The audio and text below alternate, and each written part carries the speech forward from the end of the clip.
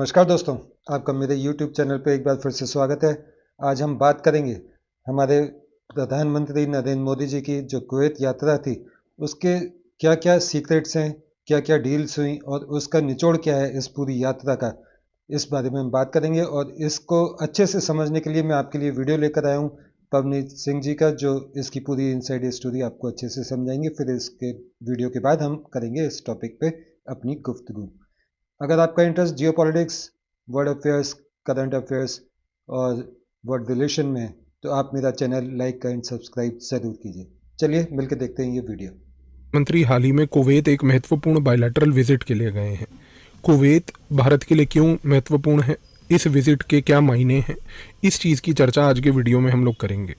सबसे पहले अगर हम कुवैत को समझना चाहते हैं तो हमें ये देखना होगा कि भारत की पूरी विदेश नीति जो वेस्ट एशिया का रीजन है उसके साथ अभी तक कैसी रही है।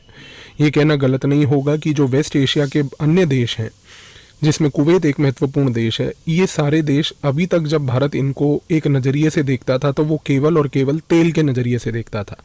हमारा उद्देश्य हमेशा से ये रहता था कि इस इलाके के पास बहुत सारा तेल है, ये तेल का व्यापार भारत से करना चाहते हैं, और सबसे बड़ी बात कि इस तेल के व्यापार के थ्रू वो भारत की आर्थिक परिस्थिति में भारत की मदद करना चाहते हैं। इसके साथ साथ 1970-1980 के दशक से बहुत सारे भारतीय नागरिक जो उस समय वेस्ट एशिया के देशों में जाने लगे, वहाँ पर जाकर अलग अलग प्रकार के ऑयल रिफाइनरीज और इंफ्रास्ट्रक्चर प्रोजेक्ट्स में भारत के नागरिकों ने वहाँ पर काम भी चालू किया। अगर हम एक कंक्लूजन निकालें तो ये कहना गलत नहीं होगा कि भारत की विदेश नीति अभी तक जब तक वेस्ट एशिया को देखती थी तो उसके लिए वेस्ट एशिया सिर्फ दो महत्वपूर्ण पॉइंट्स के लिए इम्पोर्टेंट होता था। सबसे पहला पॉइंट होता था कि किस तरीके से वेस्ट एशिया हमें तेल का व्यापार करके हमारे साथ तेल का एंगेजमेंट करता रहेगा, और दूसरा कि किस तरीके से भारत उन नागरिकों के जो भारत से गए हैं वेस्ट एशिया के अन्य देशों में, उनके पास जाकर उनके वेलफेयर के मेजर्स को वो ले पाए। लेकिन पिछले लगभग 10 से 12 सालों से अगर हम चीज़ों को महत्वपूर्ण तरीके से ऑब्जर्व करें तो एक बड़ा दिलचस्प पॉइंट सामने ये आता है कि भारत ने इस पुरानी सोच को जो वेस्ट एशिया के साथ थी उसको बदलने की कोशिश की है। भारत आज की डेट में वेस्ट एशिया को 3 अलग अलग इम्पोर्टेंट ड्राइवर्स के तहत देखता है। सबसे पहला ड्राइवर है कि किस तरीके से एक वेस्ट एशिया जो कि एक इकोनॉमिकली प्रैग्मेटिक ग्रुप है देशों का, वो भारत के साथ इकोनॉमिक एंगेजमेंट कर सकता है। इसका मतलब ये है कि भारत अब जब वेस्ट एशिया की नज़र को देखता है या उसकी तरफ देखता है तो उसके लिए अब सिर्फ तेल का व्यापार नहीं, बल्कि तेल के व्यापार के बियॉन्ड भारत की आर्थिक परिस्थिति में वेस्ट एशिया किस तरीके से मदद कर पाएगा उसको जानने की कोशिश करता है। दूसरा, आज की डेट में वेस्ट एशिया के जितने भी देश हैं और भारत जो है, इन सबके शेयर्ड सिक्योरिटी कंसर्न्स हैं। इन सिक्योरिटी कंसर्न्स को भारत किस तरीके से कैपिटलाइज कर पाए, ये आज की डेट में भारत उस चीज़ को देखता है। और तीसरे सबसे महत्वपूर्ण चीज़ ये है कि भारत ये प्रायोरिटाइज करता है कि वो पॉलिटिकल विजिट्स करके वेस्ट एशिया के अंदर एक ऐसा नरेटिव क्रिएट करे कि भारत वेस्ट एशिया को अब एक हल्के तरीके से और सिर्फ एक व्यापार के नज़रिए से नहीं देखता। ये चीज़ 2 पॉइंट से प्रूव होती है। पहला कि 2014 से लेकर 2024 तक अगर हम बायलैटरल विजिट्स भारत के प्रधानमंत्री की तरफ से वेस्ट एशिया के अन्य देशों में देखें तो आज जो काउंट है वो है 20 से अधिक बायलैटरल विजिट्स। आप खुद सोच के देखिए कि एक ऐसा इलाका विश्व का जो वेस्ट एशिया है, यदि प्रधानमंत्री की तरफ से वहाँ पर 20 प्रकार के अलग अलग समय पर अलग अलग देशों में विजिट्स हुई, इससे आप समझ सकते हैं कि हमारे लिए पॉलिटिकल वेट अटैच करना वेस्ट एशिया के लिए क्यों इम्पोर्टेंट है। दूसरा, जो मैंने आपको बताया कि आर्थिक लेवल पर आज की डेट में इकोनॉमिक प्रैग्मेटिज्म एक ड्राइवर है, उसको समझने के लिए आपके सामने जो सबसे इम्पोर्टेंट फैक्ट है वो ये है कि पिछले 10 सालों में अगर हम देखें तो सऊदी अरेबिया की तरफ से जो किंगडम ऑफ सऊदी अरेबिया है वो भारत में लगभग इस मोमेंट पर $100 बिलियन का इन्वेस्टमेंट कर रहा है अलग अलग प्रोजेक्ट्स में। और यूनाइटेड अरब एमिरेट्स जो है, अगर उसकी तरफ से इन्वेस्टमेंट भारत में देखें तो वो फिगर है लगभग $75 बिलियन का। आप इस चीज़ से अंदाज़ा लगाइए कि $100 billion from Saudi Arabia, $75 billion investment from United Arab Emirates, $175 billion का इन्वेस्टमेंट भारत की आर्थिक ग्रोथ के लिए आज अगर आ रहा है तो वो वेस्ट एशिया के 2 बड़े खिलाड़ियों से आ रहा है। अब इस पर्टिकुलर नैरेटिव को दिमाग में रखते हुए अब आप समझने की कोशिश कीजिए कि यहाँ पर कुवैत हमारे लिए किस प्रकार से महत्वपूर्ण है। अब इस लार्जर कॉन्टेक्स्ट में जब हम कुवैत को प्लेस करते हैं तो कुवैत के लिए हमारे पास कुछ इंपॉर्टेंट पॉइंट समझने के हैं। कुवैत जो है हमेशा से, आप जान के बड़ा आश्चर्यजनक होगा आपको कि एक हमेशा से बड़ा एंटरप्राइजिंग और ट्रेड ओरिएंटेड देश रहा है। ये कुवैत की एक खासियत है। बाकी अन्य मिडल ईस्ट के जितने देश थे उन देशों में प्रॉब्लम एक ये रही है कि वो सारे देश अक्सर जब भी किसी प्रकार की विदेश नीति करते थे तो वो विदेश नीति में केवल तेल की खरीद फरोख्त के बेसिस पे ही विदेश नीति को बनाते थे। लेकिन इन कॉन्टेक्स्ट्स में कुवैत एक हमेशा से अलग से शाइनिंग स्टार रहा मिडल ईस्ट का, क्योंकि कुवैत के लोग जो थे वो सिर्फ ऑयल यानी कि सिर्फ तेल का व्यापार नहीं बल्कि दूसरे डायमेंशंस के बिजनेस को भी एक्सप्लोर करते थे। ये एक वैल्यू है जो भारत और कुवैत को पहली बात तो जोड़ती है, क्योंकि भारत के अंदर भी जितने भी यहाँ पर लोग हैं वो सिर्फ और सिर्फ दूसरे देशों में जब जाते हैं या दूसरे देशों के साथ जब एंगेज करते हैं तो किसी यूनी डायमेंशनल यानी कि किसी एक स्पेसिफिक आइटम पे फोकस नहीं बल्कि मल्टी डायमेंशनल थिंकिंग लेके जाते हैं। दूसरी सबसे बड़ी बात, कुवैत के लोग बाहर के देशों में आकर टूरिज्म करना पसंद करते हैं। और सबसे दिलचस्प बात यह है कि यदि कुवैत के लोगों के बारे में अगर आपको मैं एक बात बताऊं तो आपको सुन के अच्छा लगेगा कि उनके लिए नंबर 1 टूरिज्म डेस्टिनेशन हमेशा से भारत रहा है। जबकि अगर हम अन्य वेस्ट एशिया के देशों को देखें जैसे कि किंगडम ऑफ सऊदी अरेबिया हो गया या यूनाइटेड अरब एमिरेट्स हो गया या कतर हो गया, इन देशों के अक्सर जितने भी नागरिक हैं वो यूरोप और या फिर अमेरिका जैसे देशों में टूरिज्म के लिए जाते हैं। लेकिन कुवैत ने पहली बात तो हमेशा से भारत को प्रायोरिटाइज किया। आपको जानकर एक बड़ा पॉइंट अच्छा भी लगेगा कि जो बड़ा अनसेड सा पॉइंट जो मीडिया हमें नहीं बताती वो ये है कि अल सबा फैमिली जो है, इस अल सबा फैमिली जो कि रॉयल फैमिली है कुवैत की, उनका भारत से लगाव इस प्रकार का है कि मुंबई में मरीन ड्राइव के इलाके में एक बहुत बड़ी प्रॉपर्टी, समुद्र के सामने सी फेसिंग प्रॉपर्टी अल सबा कोर्ट के नाम से, ये अल सबा फैमिली की प्रॉपर्टी है।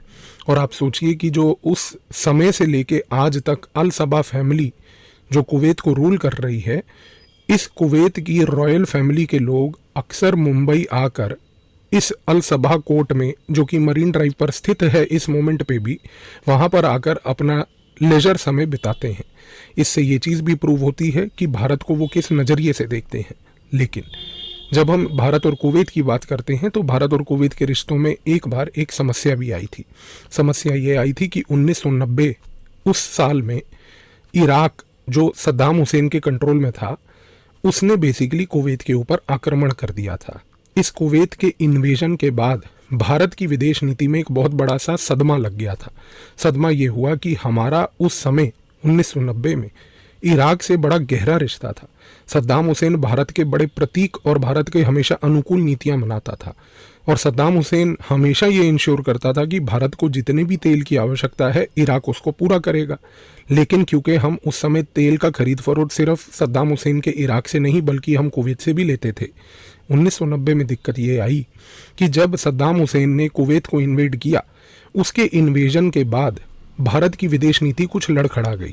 भारत को समझ नहीं आया कि अब हम इराक को और सद्दाम हुसैन के इस इन्वेजन और आक्रमण को कुवैत के ऊपर कंडेम करें या ना करें। कंडेम करेंगे तो सद्दाम हुसैन निराश होगा, नहीं करेंगे कुवैत निराश होगा। तो ये जो सदमा भारत की विदेश नीति में उस समय लगा, इस सदमे की वजह से भारत और कुवैत के बीच के रिश्ते थोड़े टाइम के लिए एक डाउनवर्ड ट्रेंड पे चले गए। लेकिन अगर मान लीजिए कि पॉलिटिकल लेवल पर 1990 के बाद भारत और कुवैत के रिश्ते पॉजिटिव तरीके से फ्लरिश नहीं भी कर पाए तो इसका मतलब ये नहीं है कि भारत और कुवैत के बीच कोई रिश्ते एक्सप्लोर ही नहीं हो पाए। आपको जान के अच्छा लगेगा और आश्चर्यजनक भी लगेगा कि एक लेवल पर अगर मान लीजिए पॉलिटिकल लेवल पर 1990 के बाद से लेकर भारत और कुवैत के रिश्ते अच्छे नहीं चल रहे थे, इसके सवाए दूसरे सारे डायमेंशंस थे जिसमें भारत और कुवैत एक्सेल कर रहे थे। यानी कि जैसा एक डायमेंशन टूरिज्म था, कुवैत के लोगों ने भारत में टूरिज्म फिर भी बंद नहीं करा। दूसरी बात, बहुत सारे भारतीय नागरिक कुवैत में जाकर बसने भी लगे थे और कुवैत में बसकर रहकर वहाँ पर काम भी कर रहे थे।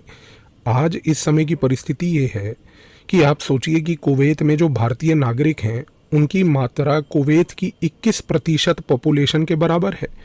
21% population of Kuwait is actually the Indian expat population.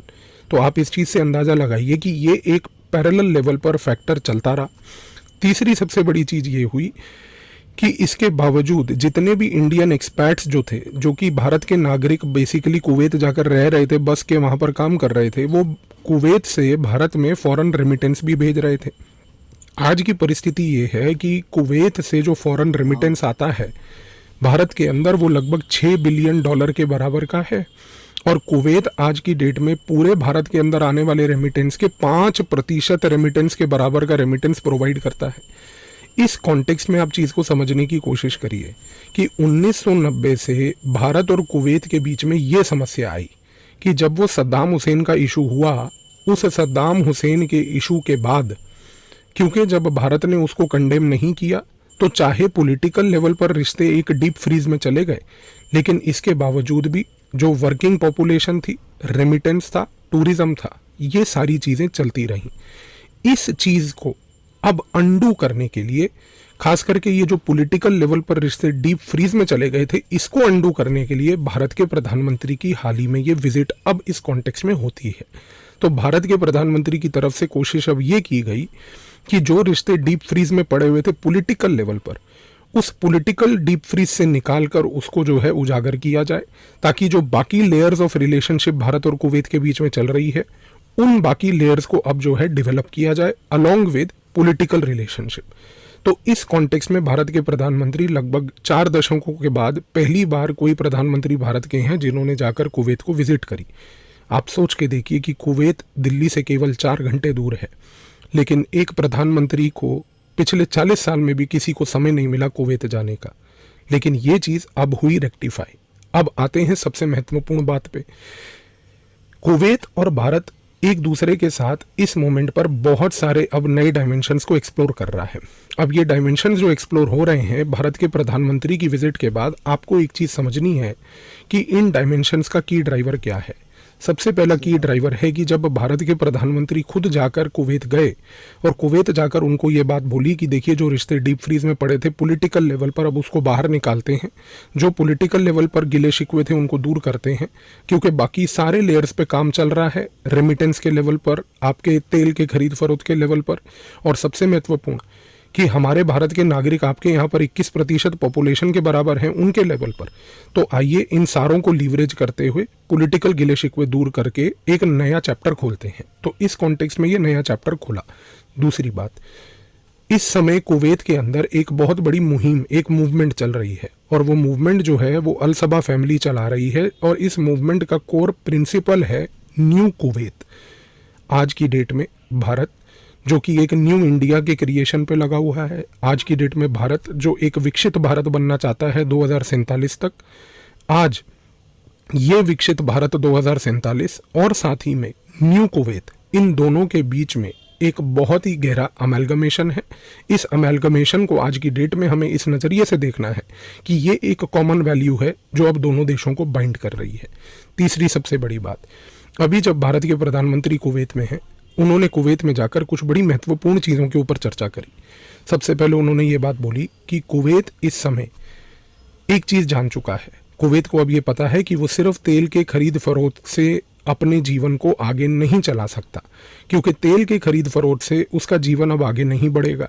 इस कॉन्टेक्स्ट में क्या हुआ है? इस कॉन्टेक्स्ट में ये हुआ है कि आज सबसे इम्पोर्टेंटली अगर हम देखें तो कुवैत ने भारत को ये बात बोली है कि हम तेल से अपने आप को डाइवर्सिफाई करना चाहते हैं, और डाइवर्सिफाई करके हम क्लीन एनर्जी, ग्रीन एनर्जी में आना चाहते हैं। भारत इस समय क्लीन एनर्जी, ग्रीन एनर्जी का ग्लोबल लेवल पर चैंपियन बन रहा है। भारत ने इंटरनेशनल सोलर अलायंस बनाया, नेशनल बायोफ्यूल पॉलिसी बनाई, हाइड्रोजन सेल के ऊपर काम चालू किया, हाइड्रोजन फ्यूल को बढ़ावा दिया। इन सारी चीज़ों को अगर आप मद्देनज़र रखते हुए देखें तो भारत के प्रधानमंत्री ने इस विजिट के दौरान कुवैत को ये बात समझाई कि देखिए आपके पास कुवैत इन्वेस्टमेंट अथॉरिटी है, ये आपका एक सोवरिन वेल्थ फंड है। आप इस कुवैत इन्वेस्टमेंट अथॉरिटी के सोवरिन वेल्थ फंड को यूटिलाइज कीजिए भारत के इन क्लीन एनर्जी प्रोजेक्ट्स में भारत के साथ जुड़ने के लिए। इससे 2 फायदे होंगे। विश्व तौर पर आपकी एक ग्लोबल इमेज बनेगी कि कुवैत पहली बात तो ऑयल से डाइवर्सिफाई करके क्लीन एनर्जी में जा रहा है।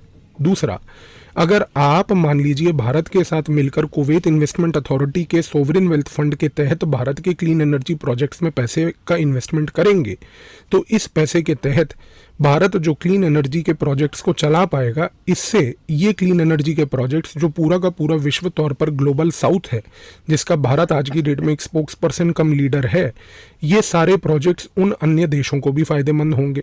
तो हमने कुवैत को जाकर ये बात समझाने की कोशिश करी कि आपका इन्वेस्टमेंट और आपकी पूंजी यदि इन क्लीन एनर्जी प्रोजेक्ट्स में भारत के साथ लगती है, तो ये प्रोजेक्ट्स सिर्फ भारत के लिए महत्वपूर्ण नहीं, सिर्फ कुवैत के लिए महत्वपूर्ण नहीं, बल्कि सबसे इंपॉर्टेंटली ये प्रोजेक्ट्स के तहत ये प्रोजेक्ट्स जब हम दूसरे अन्य ग्लोबल साउथ के देशों के पास भी लेके जाएंगे, तो आपकी फॉरेन पॉलिसी उन देशों तक भी पहुंचेगी। तो आपके लिए भारत एक लॉन्च पैड है कि आप इस लॉन्च पैड के ऊपर बैठिए और अपने आप को लॉन्च करके दूसरे अन्य देशों के साथ भी एंगेज कीजिए। और सबसे महत्वपूर्ण बात, फॉरेन पॉलिसी यानी कि विदेश नीति के लेवल पर भारत और कुवैत इस समय बहुत सारे पॉइंट्स पर एक दूसरे के साथ मेल और मैच खाते हैं। अगर हम बात करें कुवैत की, तो कुवैत को यदि आप मैप में देखते हैं तो कुवैत एक बड़ा इस प्रकार का मैप में दिखता है कि उसका एक बॉर्डर है ईरान के साथ, एक बॉर्डर है इराक के साथ, एक बॉर्डर है उसका किंगडम ऑफ सऊदी अरेबिया के साथ। और अब आप एक चीज़ जानते हैं कि मिडल ईस्ट यानी कि वेस्ट एशिया में ईरान सऊदी अरेबिया की बिल्कुल एक दूसरे से नहीं बनती, लेकिन अगर आप कुवैत को देखें, क्योंकि उसका लैंड बॉर्डर ईरान और साथ ही में उसका लैंड बॉर्डर सऊदी अरेबिया के साथ है, इन दोनों के साथ बॉर्डर होने के बावजूद भी कुवैत मात्र पूरे मिडल ईस्ट में एक ऐसा देश है जिसने दोनों देशों के साथ रिश्ते अच्छे मेंटेन कर रखे हैं। ये पॉइंट इसलिए महत्वपूर्ण है क्योंकि यही पॉइंट एक वैल्यू है जो कुवैत और भारत को जोड़ती है। ईरान और सऊदी अरेबिया की यदि एक दूसरे से नहीं बनती, लेकिन भारत एक ऐसा देश है जिसकी ईरान और सऊदी अरेबिया दोनों से बनती है। कुवैत एक ऐसा देश है जिसकी सऊदी अरेबिया ईरान से दोनों से बनती है। तो कुवैत और भारत की जो सोच है इस पॉइंट पर मेल खाती है कि हम दोनों को ये बात पता है, आपसी मसले आप दोनों के बीच में कोई हों, हम दोनों से एंगेज करेंगे। तो ये एक पॉइंट इंडिया और कुवैत को बहुत क्लोजली बाइंड करता है। दूसरा, कुवैत हमेशा से ग्लोबल चैलेंजेस और खास करके जो रीजनल इश्यूज हैं उनमें एक मीडिएटर की पोजीशन हमेशा से लेके आया हुआ है। उदाहरण के तौर पर 2017 में मोहम्मद बिन सलमान ने सऊदी अरेबिया में कतर के ऊपर एक ब्लॉकेड लगा दिया था। इस कतर के ऊपर के ब्लॉकेड को सपोर्ट उस समय जो है यूनाइटेड अरब एमिरेट्स ने भी किया था। लेकिन यहाँ पर इस ब्लॉकेड को रिमूव करने के लिए अगर किसी देश ने रोल सबसे महत्वपूर्ण प्ले किया था तो वो रोल था कुवैत का। कुवैत ने कतर को, सऊदी अरेबिया को और साथ ही में यूनाइटेड अरब एमिरेट्स को बिठाकर ये बात समझाई थी कि ब्लॉकेड करने से, इस प्रकार की हरकत करने से मिडल ईस्ट के पूरे रीजन का नाम खराब होता है। हमें इस रीजन को एक पीस टेम्पलेट देना है। आज की डेट में ये एक वैल्यू भारत के साथ जुड़ती है, क्योंकि आज जब भारत इसी तरीके से यही पीस की चर्चा जाकर यूक्रेन और रशिया के बीच में बोलता है कि this is not an era for war, तो ये पॉइंट एक वैल्यू बन जाता है जो कुवैत भी स्टैंड करता है पीस और भारत भी स्टैंड करता है पीस। तीसरा पॉइंट जो आज की डेट में बाइंडर है इंडिया और कुवैत का, वो सबसे बड़ी बात यह है कि गल्फ कोऑपरेशन काउंसिल जो है GCC, उस बॉडी के मेंबर होने के बावजूद भी कुवैत जो है अन्य शिया देशों के साथ रिश्ते भी अच्छे रखता है और इसके साथ साथ एक टॉलरेंट एटीट्यूड भी रखता है। समझने की कोशिश कीजिए, GCC गल्फ कोऑपरेशन काउंसिल नाम की एक बॉडी है। ये बॉडी का गठन हुआ था ईरानियन रेवोल्यूशन के बाद कि ईरानियन रेवोल्यूशन के आइडियाज़ बाकी मिडिल ईस्ट के देशों में ना बेसिकली स्प्रेड हों। उसको रोकने के लिए ये GCC संगठन बना था। कुवैत GCC का भी हिस्सा है। GCC Saudi Arabia led group है, यानी कि GCC का लीडर सऊदी अरेबिया है और GCC के तहत सऊदी अरेबिया जो है अक्सर इस प्लेटफॉर्म का प्रयोग करके दूसरे अन्य देशों में कोई प्रॉब्लम हो रही हो तो उनके बारे में भी क्रिटिकल चर्चा करता है। एक उदाहरण देखिए, इजिप्ट में, मिस्री में एक गुट है जिस गुट का नाम है मुस्लिम ब्रदरहुड। सऊदी अरेबिया को हमेशा ये लगता है कि मुस्लिम ब्रदरहुड जो है ये एक प्रॉब्लम है, क्योंकि उसको ये लगता है कि मुस्लिम ब्रदरहुड बेसिकली सऊदी अरेबिया की अथॉरिटी को चैलेंज करता है। तो सऊदी अरेबिया GCC का प्रयोग करके किसी भी ऐसे पर्टिकुलर ग्रुप का या संगठन का जो दूसरे देशों की अथॉरिटीज़ को चैलेंज करता है, उनको बेसिकली वो कंडेम करता है, उनके खिलाफ बात करता है। अब यहाँ पर कुवैत क्यों महत्वपूर्ण है? कुवैत के अंदर एक ग्रुप है और इस गुट का नाम है हदस। कुवैत के अंदर ये जो हदस नाम का ग्रुप है, ये कुवैत की सरकार और कुवैत खास करके जो रॉयल फैमिली अल सबा फैमिली है उसके साथ बहुत अच्छे विचार नहीं रखता। लेकिन यही फ़र्क है कि जीसीसी का मेंबर सऊदी अरेबिया है, वो मुस्लिम ब्रदरहुड के बारे के में और उसके खिलाफ अक्सर बातें करता है। लेकिन यही जीसीसी के अंदर एक मेंबर है कुवैत, और कुवैत कहता है कि अगर हदस हमारे यहाँ पर हमारा मुस्लिम ब्रदरहुड जैसा संगठन है तो हम इसको कंडेम नहीं करेंगे। ठीक है, अगर आपकी सोच हमारे साथ नहीं मेल खाती तो आप रहिए सोसाइटी में, आप लोगों के प्रति अपने विचार को लाइए, और अपने विचारों को लाकर अगर लगता है आपको कि लोग आपका समर्थन करेंगे तो आप राजनीतिक लेवल पर एक मुहिम चलाकर राजनीतिक सत्ता को भी हासिल कीजिए। आज कुवैत के अंदर हदस जो है, जिसकी रॉयल फैमिली से नहीं बनती, लेकिन उसने लोगों के प्रतीक जाकर अपने व्यू पॉइंट को अल सबा फैमिली के खिलाफ भी पोर्ट्रे कर कर आज कुवैत के अंदर सत्ता प्राप्त की है। सत्ताधारी एक दल है हदस। ये चीज़ इसलिए मैटर करती है क्योंकि यही फ़र्क है किंगडम ऑफ सऊदी अरेबिया का मुस्लिम ब्रदरहुड को लेके, कुवैत का हदस को लेके, और भारत का भी। क्योंकि ये जो डेमोक्रेटिक स्पिरिट है, ये जो डेमोक्रेसी है, जिसके तहत आज की डेट में कुवैत एक रॉयल फैमिली के कंट्रोल में होने के बाद भी एक डेमोक्रेटिकली ग्रुप हदस जैसे को, जिसका डाइवर्जेंट व्यू पॉइंट है, उस व्यू पॉइंट को भी आज की डेट में वो समर्थन देने के लिए तैयार है और उसको कंडेम नहीं कर रहा है। ये एक स्पिरिट है जो भारत और कुवैत को फिर से जोड़ता है। तो यहाँ पर अब आपको एक चीज़ तो क्लियर हो गई होगी कि भारत और कुवैत और कुछ नहीं तो कम से कम नेचुरल लेवल पर एक दूसरे के साथ बहुत सारे कॉमन वैल्यूज़ के साथ जुड़े हुए हैं।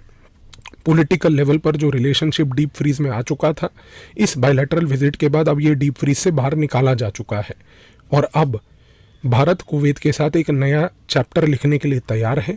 और इस नए चैप्टर में कुछ नए डायमेंशंस, जिसमें से सबसे पहला डायमेंशन जिसके बारे में इस बार बायलैटरल मीटिंग में चर्चा हुई, वो था डिजिटाइजेशन और डिजिटल ट्रांजैक्शंस।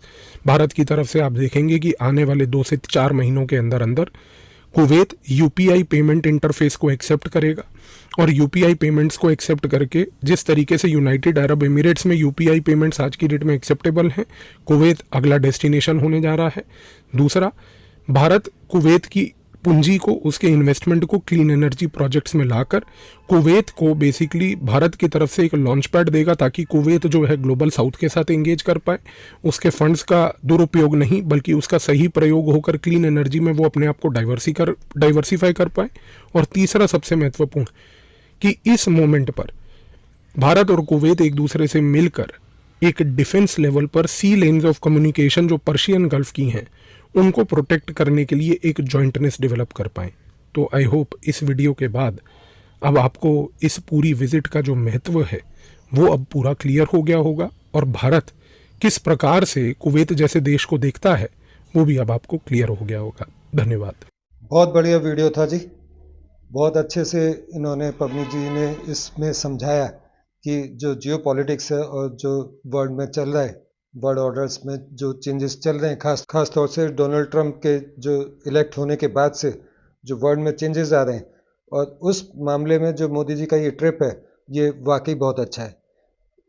मैंने कई लोगों को सुना है, कई चर्चाएं सुनी हैं, कई आर्टिकल पढ़े हैं, मैंने सब जगह लगभग ऐसी ही चीज़ें पढ़ी हैं कि इस ट्रिप में मोदी जी ने ये किया, वो किया, ये किया।